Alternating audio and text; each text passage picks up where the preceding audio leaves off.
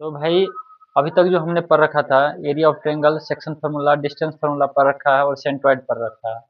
आज जो हम पढ़ेंगे इन सेंटर पढ़ेंगे और सरकमफ्रेंस सरकम सेंटर पढ़ेंगे और फिर क्वेश्चन आंसर टिक लगाएंगे। तो चलिए स्टार्ट करते हैं। सबसे पहले इससे पिछले लेक्चर में हमने क्या पढ़ा था भाई? एरिया ऑफ ट्रायंगल के बारे में पढ़ा था और सेंट्रोइड के बारे में पढ़ा था। अभी हम देखेंगे इन सेंटर के बारे में। ठीक है, इन सेंटर क्या होता है? तो इन सेंटर जो होता है ना, अगर कोई ट्रायंगल ए बी सी है, ठीक है, ये ट्रायंगल ए बी सी है, अगर ए का एंगल बाइसेक्टर, ठीक है, ये क्या है? ए का एंगल बाइसेक्टर, बी का एंगल बाइसेक्टर और सी का एंगल बाइसेक्टर, ठीक है, जिस पॉइंट ऑफ इंटरसेक्शन होता है, ये तीनों एंगल बाइसेक्टर जिस पॉइंट पे इंटरसेक्ट करता है उसी पॉइंट को क्या कहते हैं? इन सेंटर कहते हैं। तो एंगल बाइसेक्टर, ठीक है, angle bisector of A vertices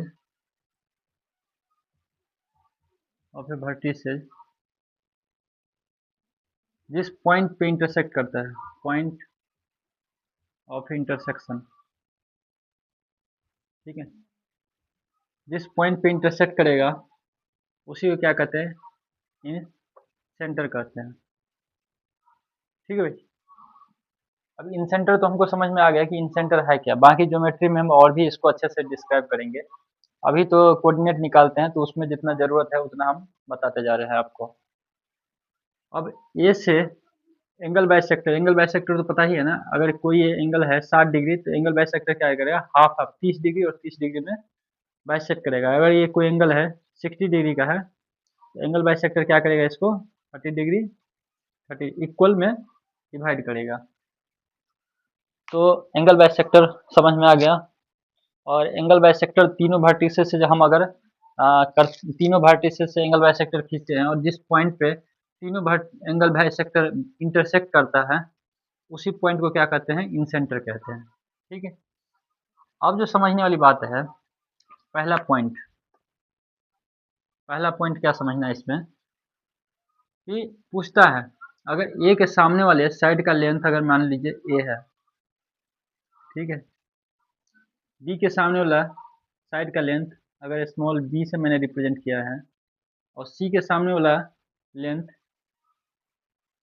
small C है, ठीक है, अगर ए से एंगल बाइसेक्टर और बी सी पे किसी डी पॉइंट को कट कर रहा है, ठीक है, ये डी पॉइंट है वो बी सी को कट कर रहा है, तो पूछता है किस रेशियो में कट करेगा। ये जो डी पॉइंट है ये एंगल बाइसेक्टर है ए का, अगर बी सी लाइन को डी पॉइंट पे कट करता है तो किस रेशियो में करेगा? तो एंगल बाइसेक्टर किसका है? ये पॉइंट डी एंगल ए का बाइसेक्टर है और एंगल ए का एडजेसेंट साइड कौन सा है? एंगल ए का एडजेसेंट साइड बी है एक, और दूसरा क्या है?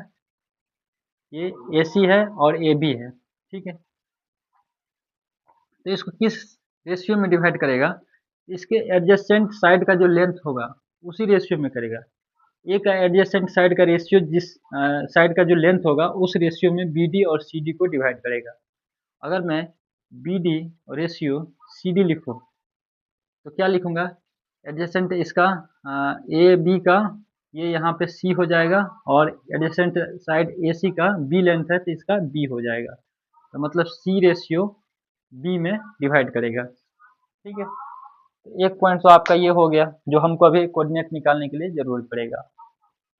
दूसरा जो समझना है पॉइंट कि ए से लेके आई तक और आई से लेके डी तक ये किस रेशियो में डिवाइड करता है, तो ये भी याद रख लीजिए। दूसरा point A I ratio I D 7.4 का जो है ना क्वेश्चन इस पे बनेगा, इसलिए जानना जरूरी है। तो ये रेशियो डिवाइड करता है बी प्लस सी ये ए के रेशियो में। ठीक है, ये जितना लेंथ होगा एडजेसेंट साइड का और ये ए यहाँ से यहाँ तक इस रेशियो में डिवाइड करता है। बस ये याद रखना है अपने को। ए आई का लेंथ क्या हो जाएगा? Length B plus C ratio I D का लेंथ हो जाएगा ए। ठीक, तो आशा करते हैं इतनी बात मैं समझा पाया होगा आप लोगों को। अब हम इसमें कोऑर्डिनेट निकालेंगे आई का। पॉइंट आई का कोऑर्डिनेट निकालेंगे। ठीक है, तो मैं दूसरा ट्रायंगल लेकर बनाता हूँ, सेम वही ए बी सी है। ए का कोऑर्डिनेट मैंने ले लिया x1 y1, बी का ले लिया x2 y2 और सी का कोऑर्डिनेट है x3 y3। एंगल ए से बाइसेक्ट किया और डी पॉइंट पे कट किया, ठीक है, बीसी लाइन को। तो अगर मैं इसका लेंथ अभी माना था ये है, ठीक है, और इसका लेंथ सी है और इसका लेंथ बी है, इतना लिखने की ज़रूरत नहीं है, इसलिए मैंने समझा ही दिया, बस इसको ये ले लेता हूँ यहाँ पे। इसको सी रेशियो बी में डिवाइड किया, ठीक है, सी रेशियो बी में डिवाइड किया इस बी सी लाइन को डी पॉइंट। ये डी पॉइंट क्या है, एंगल ए का बेस सेक्टर है। ठीक, यहाँ पे समवेयर इन सेंटर हो रहा है। अब सबसे पहले मुझे डी पॉइंट का कोऑर्डिनेट चाहिए। डी पॉइंट का कोऑर्डिनेट कैसे निकालेंगे, पॉइंट डी का कोऑर्डिनेट किस तरीके से निकलेगा, तो सेक्शन फार्मूला यहाँ पे अगर देखेंगे तो सेक्शन फार्मूला यूज होगा। ठीक है, अगर मैंने इसको कट करके यहाँ पे लिखा बी सी, ये समवेयर यहाँ पे डी पॉइंट है मान लीजिए, इसका रेशियो सी है, इसका रेशियो बी है। ठीक है, बी का कोऑर्डिनेट कितना है x2 y2 और इसका कितना है x3 y3। सेक्शन फार्मूला क्या होता है, x कैसे निकालते थे, m x2 plus m1 x2 m2 x1 upon m1 plus m2, यही ना फार्मूला था। y का क्या था, m1 y2 plus m2 y1 upon का m1 प्लस m2। ठीक, ये सेक्शन फार्मूला था। बाकी याद करने के लिए बताए थे, ये इस साइड का रेशियो इधर वाले एक्सिस के साथ, एक्स एक्सिस के साथ मल्टीपल करना। जब एक्स कोऑर्डिनेट मैं निकालूंगा इसका, अगर मैं इसका एक्स कोऑर्डिनेट निकालूं, एक्स और वाई निकालना पड़ेगा, तो एक्स बराबर क्या लिख सकते हैं हम, एक्स बराबर C into X three, C into X three plus B into X two plus B into X two upon का सी प्लस का बी। ठीक है, सी प्लस का बी, ये एक्स आ गया। अगर मुझे y चाहिए तो y बराबर क्या लिखूंगा मैं, c इंटू वाई थ्री। एक काम करते हैं, चलिए इसको लिख लेते हैं, c into y three plus B Y two upon का c प्लस का b। ये y कोऑर्डिनेट आ गया पॉइंट D का। ठीक है, चलिए आगे देखते हैं थोड़ा सा।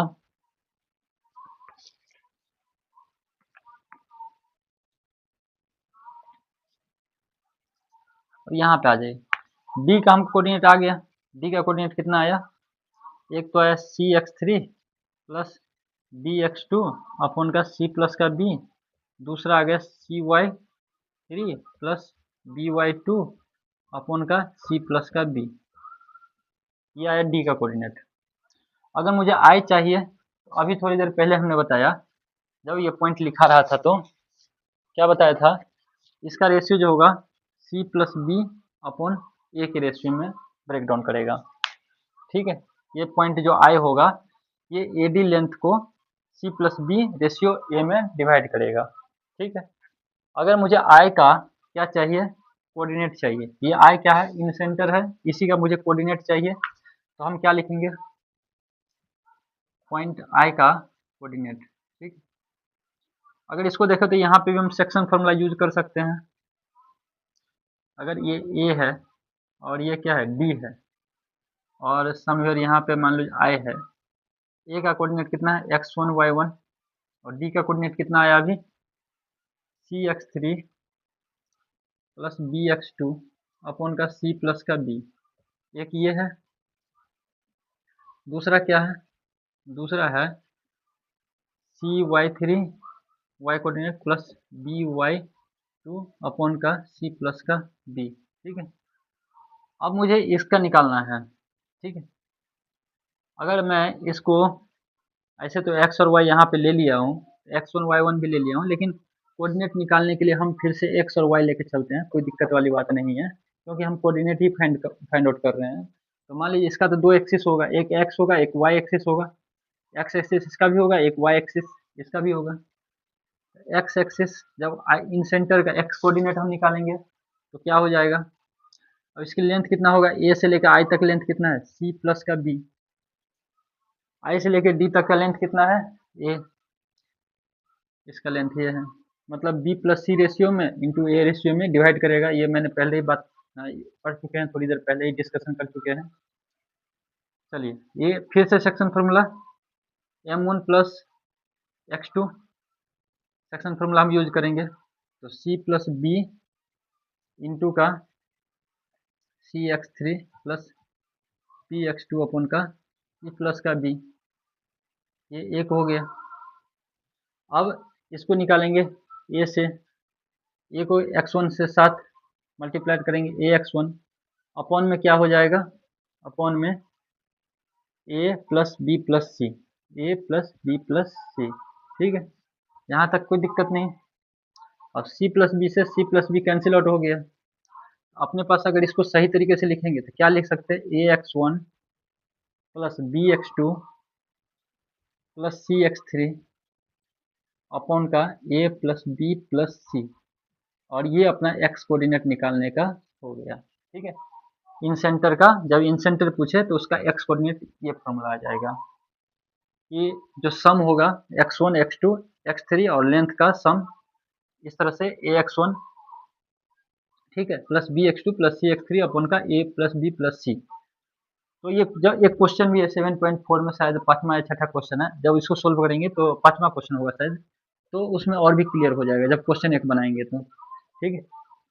अभी तो चलो ये फॉर्मूला निकालते हैं हम, एक्स कोऑर्डिनेट कैसे आया, वाई कोऑर्डिनेट कैसे आया, ये कैसे आया, अभी मैं इसको ड्राइव कर रहा हूँ। अगर मुझे वाई कोऑर्डिनेट चाहिए तो फिर क्या हो जाएगा, वाई कोऑर्डिनेट के लिए देखो यहाँ पे सी प्लस बी किसके साथ करेंगे, अब वाई कोऑर्डिनेट के साथ करेंगे, सी प्लस बी इंटू कितना, C Y three plus B Y two upon का सी प्लस बी, अब प्लस का ए किसके साथ, वाई वन के साथ, ए वाई वन अपॉन का कितना हो गया, ए प्लस बी प्लस सी, इससे ये कैंसिल आउट हो गया। इसको भी थोड़ा अच्छे तरीके से लिखोगे तो क्या लिखोगे, पहले ए वाई वन, ठीक है, plus B Y two plus C Y three upon का A plus B plus C. ये जो अभी आया भाई, ये अपना वाई कोऑर्डिनेट निकालने का, इन सेंटर का वाई कोऑर्डिनेट निकलेगा इस फॉर्मूला पे, एक्स कोऑर्डिनेट निकलेगा इस फॉर्मूला पे। याद नहीं करना है, क्वेश्चन बनाएंगे तो खुद ही समझ में आ जाएगा चीजें, ठीक है। अब ये इन सेंटर का था, जो इन सेंटर का एक्स और वाई कोऑर्डिनेट मैंने निकाला।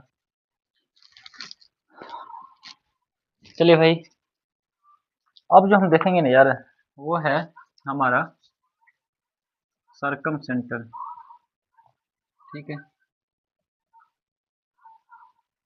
ये सरकम सेंटर क्या होता है, चलिए इसको भी देख लेते हैं जरा। अगर ये कोई ट्रायंगल है, ठीक, ए बी सी कोई ट्रायंगल है,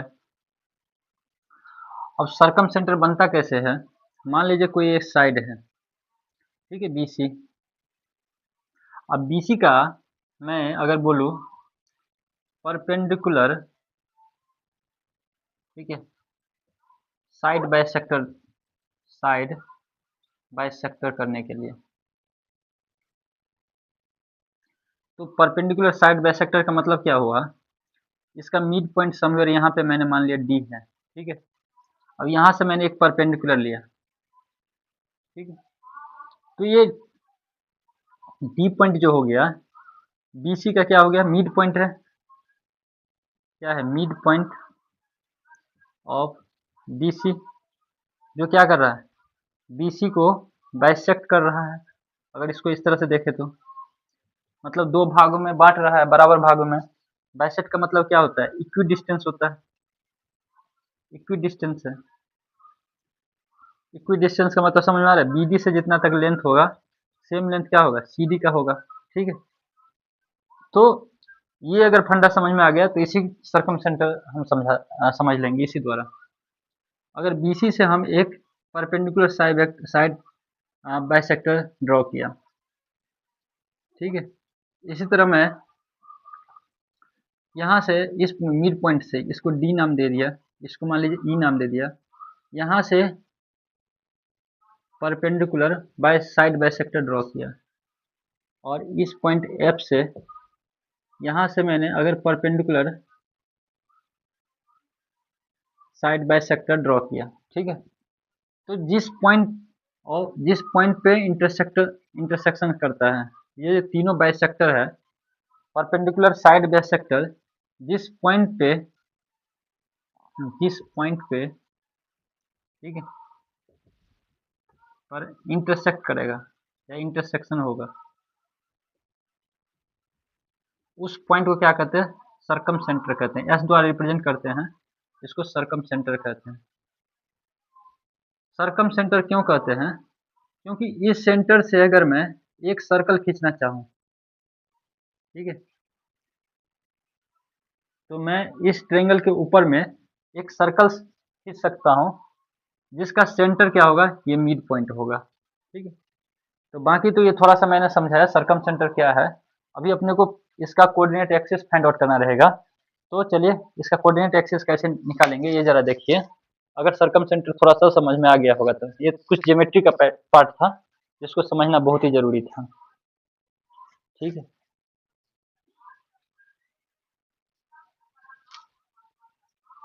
चलिए अगर ये कोई ट्रायंगल है ए बी सी, ठीक है, इसका सरकम सेंटर है एस, तो सरकम सेंटर तो एक तो ये हो गया, इसका इक्वल डिस्टेंस होगा। साथ ही साथ अगर देखिए सर्कल है, तो अगर मैं ये रेडियस ड्रॉ करूँ, ये रेडियस सर्कल का आर, अगर मैं ये रेडियस ड्रॉ करूँ, ये आर, और ये रेडियस ड्रॉ करूँ, ये आर, तो सर्कल में आपको पता है रेडियस क्या होगा, इक्वल होता है, ठीक है। भाई सर्कल का रेडियस क्या होगा, हर जगह सेम ही होगा ना, आर क्या होगा, सेम ही होगा। अगर मैं इस ट्रायंगल में देखूँ तो सर्कम सेंटर से ये जो डिस्टेंस है ये आर है, ठीक। यहाँ से अगर मैं इसको ड्रॉ करूँ, ये आर है और ये आर है, इसका मतलब अगर मैं देखूँ ए से लेके जितना डिस्टेंस एस तक होगा उतना ही डिस्टेंस एस से लेके बी तक होगा, ए से एस तक जितना डिस्टेंस होगा उतना ही डिस्टेंस कितना होगा, एस से लेके बी तक होगा। और जितना डिस्टेंस अगर एस से लेके बी तक है, मान लो एस से लेके बी तक है, उतना ही डिस्टेंस एस से लेके सी तक होगा। यहाँ तक तो कोई दिक्कत नहीं है, चलो मुझे भी लगता है कि यहाँ तक कोई दिक्कत नहीं होना चाहिए। चलिए अगर मैं इसको x1 y1 ले लूँ, इसको x2 y2 ले लूँ और इसको x3 y3 ले लूँ, ठीक। अगर मुझसे पूछे कि इसका कोऑर्डिनेट क्या होगा, इस x और y, एक्स एक्सिस और y एक्सिस निकालना है किसका, सरकम सेंटर s का। तो पॉइंट s जो है सरकम सेंटर है उसका मैं x एक्सिस निकालूंगा, तो किस तरीके से निकालूंगा, अगर मैं देखूँ तो इस यहाँ से यहाँ तक जो लेंथ होगा वही लेंथ यहाँ से यहाँ तक होगा। अगर मैं इसका लेंथ इसके इक्वल में कर दूं डिस्टेंस फार्मूला से, तो मेरा आ जाएगा, एक इक्वेशन की तरह बन जाएगा, मतलब ए एस बराबर एस बी, ठीक है। तो डिस्टेंस फार्मूला से हम इसका लेंथ निकाल सकते हैं, यहाँ से यहाँ तक लेंथ डिस्टेंस फार्मूला से क्या होता है, एस माइनस का एस वन, सॉरी क्या है, यहाँ एक्स माइनस का एक्स वन का स्क्वायर प्लस वाई माइनस का वाई वन, वाई माइनस का वाई वन का स्क्वायर अंडर रूट, ठीक है। ये आ जाएगा ए एस का। अगर मैं एस बी का निकालूं तो क्या हो जाएगा, एक्स टू माइनस का एक्स, क्या हो जाएगा, एक्स टू माइनस का एक्स का square plus y two minus का वाई का स्क्वायर, इसका भी अंदर रूट, और दोनों का अंदर रूट कैंसिल आउट कर देंगे, तो यहाँ से एक इक्वेशन आएगा जो हमको वैल्यू देगा एक्स का, ठीक है। वो जब क्वेश्चन सोल्व करूंगा तो खुद ही आपको समझ में आ जाएगा। अगर मैं दूसरा, अभी मैंने इसको और इसको मैंने इक्वल करके लिया था, अब मैं इसको और इस साइड को इक्वल करके लूँगा, बी एस बराबर एस, अगर मैं लिखूँ यहाँ पे बी एस बराबर क्या लिखूँगा, एस सी, ठीक है। तो क्या हो जाएगा इसका, बी एस का डिस्टेंस निकालूंगा, बी एस का डिस्टेंस क्या हो जाएगा, एक्स टू माइनस का एक्स, एक्स टू माइनस का एक्स का square plus y two minus का वाई, वाई टू माइनस का वाई का square under root equal to क्या हो जाएगा,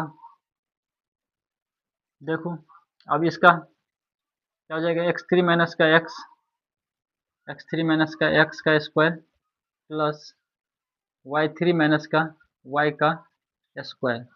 अब इसका अंदर रूट लग जाएगा, दोनों साइड कैंसिल कर दे रूट, यहाँ से मुझे एक वैल्यू आ जाएगा। जब निकालेंगे तो खुद ही आपको समझ में आ जाएगा। अभी इतना समझ में आएगा किस तरह से निकालते हैं सर्कम सेंटर। इसके लेंथ के इक्वल ये लेंथ, क्योंकि दोनों रेडियस है सर्कल का, इसके लेंथ के इक्वल में इसको रख दिया, तो यहाँ से कुछ ना कुछ मुझे वैल्यू आएगा, जो क्वेश्चन में देखेंगे तो आपको खुद ही बहुत ही आसानी लगेगा।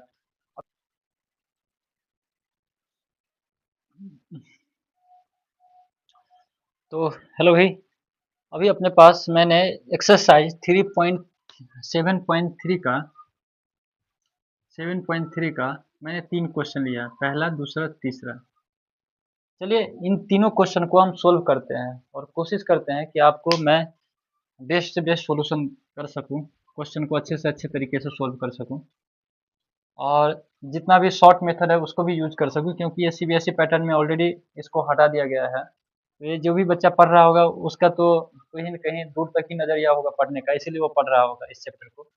तो मैं यही सोच के इसमें जो हो सकता है इम्प्रूवमेंट, और जितना हो सकता है शॉर्ट या अच्छे तरीके से बताने की मैं बताऊँगा, ताकि आगे चल के जब आप और भी आगे क्लासेज में पढ़ने के लिए जाओगे, तो वहाँ पे किसी जैसे एएलपी हो गया, रेलवे ग्रुप में रेलवे का एनटीपीसी हो गया, चाहे अदर कॉम्पिटिटिव एग्जाम किसी में भी, वहाँ पे भी थोड़ा आपको हेल्प मिल सके। चलिए अगर मैं देखूँ, पहला क्या है, find the area of the triangle कुछ वर्टिसेज आर, ठीक है। अब एरिया ऑफ ट्रायंगल निकालना है जिसका वर्टिसेज दे रखा है ये। तो एक तो फॉर्मूला बेस्ड मैं बता देता हूँ, सबसे पहले आपको फॉर्मूला पे किस तरह से बनाना है, फिर इसका तरीका भी देखेंगे हम। अगर ये ट्रायंगल है ए बी सी, ए का कितना x1 y1, x2 y2 और x3 y3 कोऑर्डिनेट दे रखा है, और मुझे इसका एरिया निकालना है। तो एक तो फॉर्मूला मेथड पे है कि क्या करना, 1/2, ठीक है। x1 को लिया कॉमन, तो आगे वाला y एक्सिस देखना है, y2 माइनस का y3 प्लस x2 लिया तो y3 माइनस का y1 और प्लस x3 लिया, तो इसको छोड़ के आगे वाला y कोऑर्डिनेट को माइनस करना है, x3 लिया तो y1 माइनस का y2, है ना। ये तो अपने क्लासरूम में सर लोग भी पढ़ाए थे और पढ़ाए होंगे भी, ठीक है।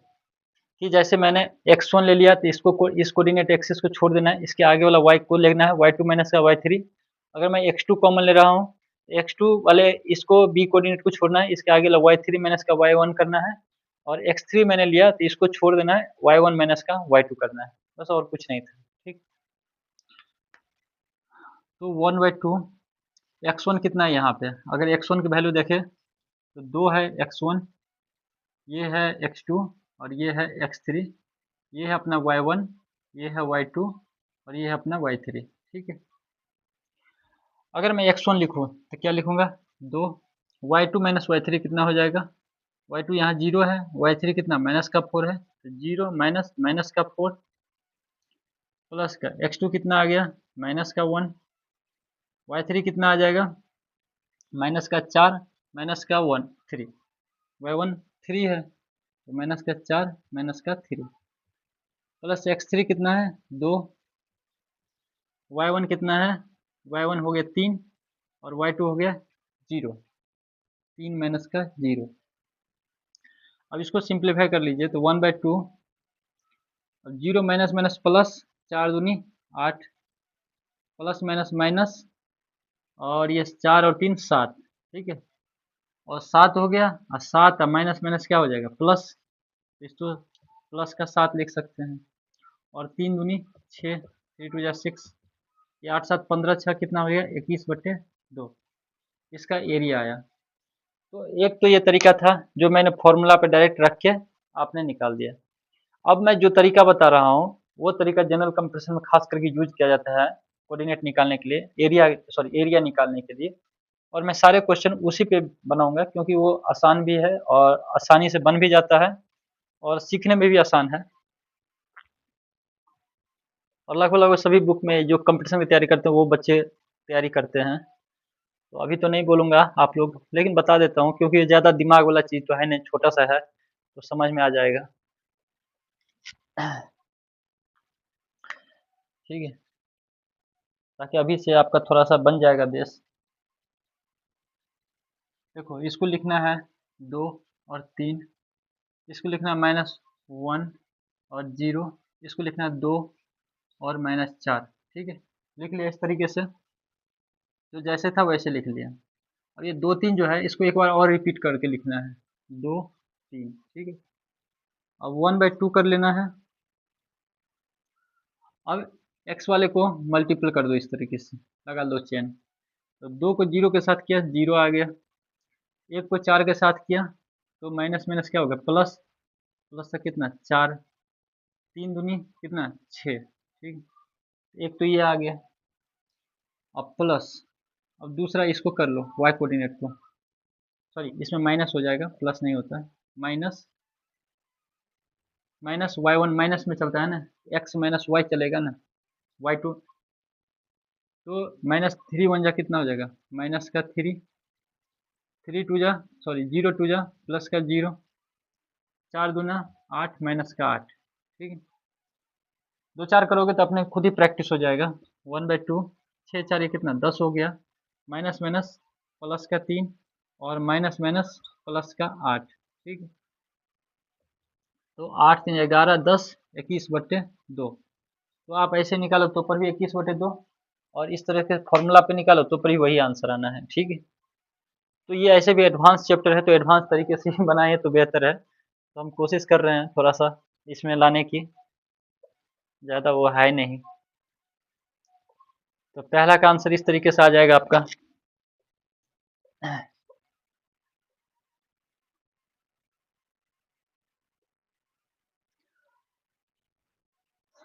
चलिए, तो अब दूसरा क्वेश्चन देखते हैं।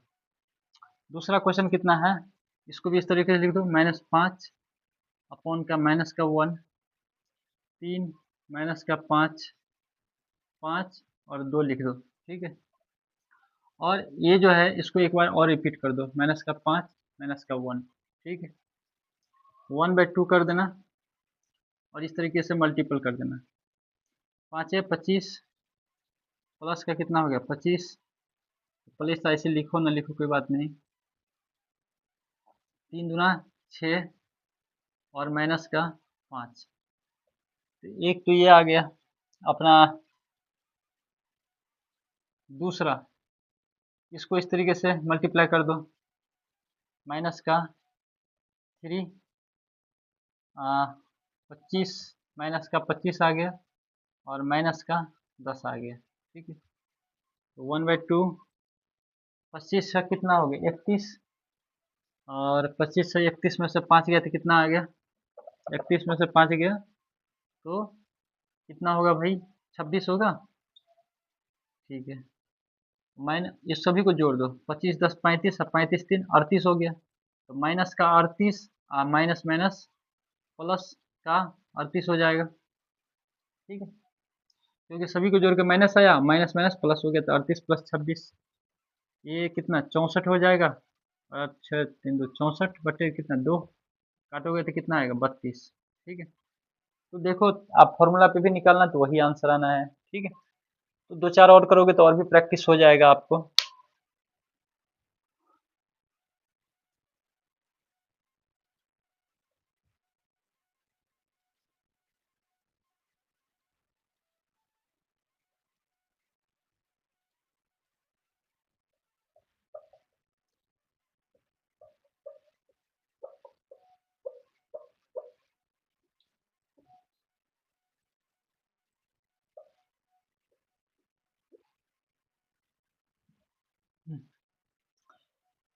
चलिए भाई, तो अब हम दूसरा क्वेश्चन देखते हैं, दूसरा क्वेश्चन कैसे सोल्व करें। ये दूसरा क्वेश्चन है, क्या बोला, in each of the following find the value of के। ठीक है, पॉइंट आर कोलिनियर, ये मेन पॉइंट दे रखा है अपने पास। क्या बोला है कोलिनियर, कोलिनियर का मैंने इससे पिछले चैप्टर में पढ़ा था, कोल का मतलब क्या होता है टुगेदर, लीनियर का मतलब क्या होता है स्ट्रेट लाइन। ठीक है, तो कोई भी जो पॉइंट होगा कोलिनियर तब होगा जब all the point lies on the same axis या सेम प्लेन भी बोल सकते हो। ठीक है, तो अगर किसी एक लाइन पे ही सारे के सारे पॉइंट लाई कर रहे हैं तो मतलब कि वो सारे पॉइंट क्या है, कोलिनियर है। अगर मैं समझाऊं, अगर ये ट्रायंगल है ए बी सी, ठीक है, इसकी कितने वर्टिसेज है, 3 वर्टिसेज है। तीनों वर्टिसेज का पॉइंट कितना है, 3 पॉइंट हो गया। अगर मैं वर्टिसेज ले रहा हूँ तो 3 वर्टिसेज है और 3 पॉइंट ऑफ कोऑर्डिनेट निकालते हैं तो ए बी सी 3 का निकालते हैं। अब इस कंडीशन में क्या बोला, कोलिनियर है। तो मतलब कोलिनियर है तो अगर ये कोई लाइन है तो इसी लाइन पे ए पॉइंट भी आएगा, इसी लाइन पे बी पॉइंट भी आएगा, इसी लाइन पे सी पॉइंट भी आएगा। ठीक है, सारे पॉइंट क्या होंगे, सेम लाइन पे आएंगे। तो इसका कहीं ना कहीं अगर सारे पॉइंट सेम लाइन पे, अभी तो इसका एरिया है क्योंकि सारे पॉइंट क्या है, एक डिस्टेंस पे है तो ट्रायंगल फॉर्म कर रहा है। लेकिन सभी पॉइंट अगर सारे वर्टिसेज अगर एक ही स्ट्रेट लाइन पे आ जाए तो यहाँ पे एरिया बनेगा, नहीं तो बनेगा, कोई एरिया ही नहीं बन रहा है यहाँ पे क्योंकि सारे के सारे वर्टिसेज एक ही लाइन पे लाई कर रहा है। तो all the vertices lie on the same line, इसका मतलब एरिया क्या आ गया यहाँ पे, इस कंडीशन में एरिया क्या आ गया, जीरो। तो कोलिनियर में क्या लेना है, एरिया जीरो लेके चलना है। तो क्वेश्चन दे रखा है जैसे 7 -2 5 और 1 और 3 और -k, और 7 2 को एक बार फिर से रिपीट कर दिया, 7 -2। एरिया बराबर क्या लेना है, जीरो लेना है क्योंकि ये कोलिनियर का कंडीशन है। ठीक है, चलो एरिया जीरो ले लिया। और एरिया बराबर क्या होता है फॉर्मूला, 1/2। एरिया निकालते कैसे हैं, तो अभी मैंने बताया थोड़ी देर पहले, इस तरीके से मल्टीपल कर लेना, 7 माइनस का 5k और 3 दूनी माइनस का 6। ठीक है, माइनस, अब इसको इस तरीके से 5 दूनी 10, माइनस का कितना 10, प्लस का 3 और माइनस का 7k। ठीक है, इतना तक कोई दिक्कत नहीं। अब इतना इक्वल टू क्या हो जाएगा, जीरो, क्योंकि एरिया जीरो है।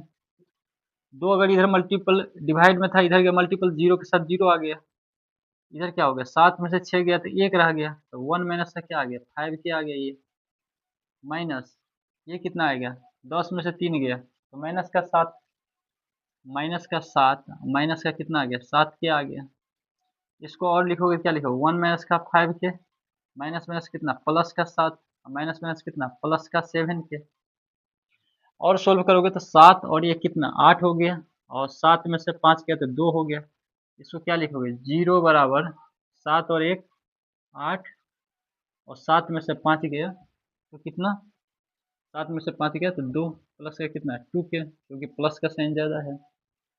8 इधर गया तो माइनस का 8 बराबर कितना 2k, के बराबर कितना 2 से कटा 4 बार में तो माइनस का 4। के का आंसर कितना आ गया, कंसेप्चुअल था, समझना है कि जीरो क्यों होता है। अब इसका फॉर्मूला पे बनाओ, तो फॉर्मूला क्या होता है ट्रायंगल ऑफ एरिया का, ए equal to 1/2 x1 y2 minus का y3 plus x2 y3 minus का y1 प्लस x3 लूँगा तो x3 बराबर क्या हो जाएगा, y1 माइनस का y2, y1 माइनस का y2। ठीक है, ये फॉर्मूला है। अब दे रखा है x और y दे रखा है, a का वर्टिसेस कितना दे रखा है 7 और माइनस का 2। ठीक है, b का कितना दे रखा है 5 और 1, और सी का कितना दे रखा है भाई 3 और -1। सी का कितना है 3 और माइनस का k। ठीक, अब फॉर्मूला पे जरा पुट कीजिए और एरिया को जीरो कर लीजिए। ठीक, 1/2 x1 हम क्या लेंगे, x1 ये अपना 7 है ना, y2 कितना हो जाएगा ये 1, y3 के 1 माइनस माइनस का कितना आ गया के, एक तो ये बन जाएगा। अगर दिक्कत हो रहा है तो इसको लिख लो x1 y1 x2 y2 x3 y3। ठीक है, कोई वैल्यू एक भी माइनस प्लस हो जाएगा तो पूरा आंसर ही गलत आ जाएगा। ठीक है, तो बेहतर है थोड़ा टाइम ही लगे, देख के बना लो, कोई घबराने की जरूरत नहीं है। प्लस अगर मैं x2 ले लूँ, x2 क्या आ गया 5, y3 क्या है माइनस का k, और माइनस माइनस का कितना हो गया 2, ठीक है, y1 प्लस का x3 कितना 3, y1 कितना आ गया माइनस का 2, और ये माइनस का 1, ठीक। और इसको सोल्व करो, 2 इधर गया 0, ये कितना 7, 1 माइनस माइनस कितना प्लस का k, प्लस 5 माइनस के प्लस का 2 प्लस 3 माइनस का 3, ठीक है। अब इसके बाद सोल्व करो, 7 प्लस का कितना आ जाएगा 7 के, माइनस का कितना 5 के, प्लस का 5 दूनी 10, प्लस माइनस माइनस का 3 तिया 9, 0 हो गया इधर। 0 इजकल टू कितना हो जाएगा 7 और 10, ये तो 17 हो गया, और 17 में से 9 गया तो कितना आ गया माइनस का 9 गया तो प्लस का 8 आ गया, ठीक है। और प्लस का 7 में से माइनस का 5 गया तो प्लस का 2 के आ गया, तो के बराबर कितना लिख सकते हैं 2 के इजकल टू माइनस 8 इधर गया, तो के इजकल टू कितना आ गया माइनस का 4, ये अपना